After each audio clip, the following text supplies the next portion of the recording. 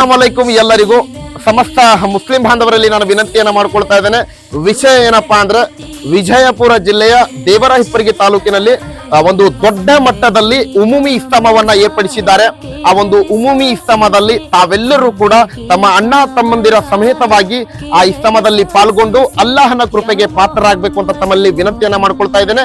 ಇದೇ ಬರೋ ರವಿವಾರ ಮತ್ತು ಸೋಮವಾರ ದಿನದಂದು ಅಂದ್ರೆ 12 ಮತ್ತು 13 ತಾವೆಲ್ಲರೂ ಕೂಡ ಆ ಇಸ್ತಮದಲ್ಲಿ ಪಾಲ್ಗೊಂಡು ಅಲ್ಲಾಹನ ಕೃಪೆಗೆ ಪಾತ್ರರಾಗಬೇಕು.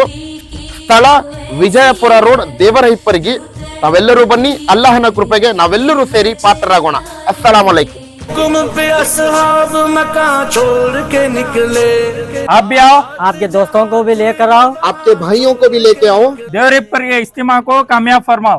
अस्सलाम वालेकुम. तबलीग में चलने का मजा देख, अल्लाह के रास्ते में निकलने का मजा देख, हर घर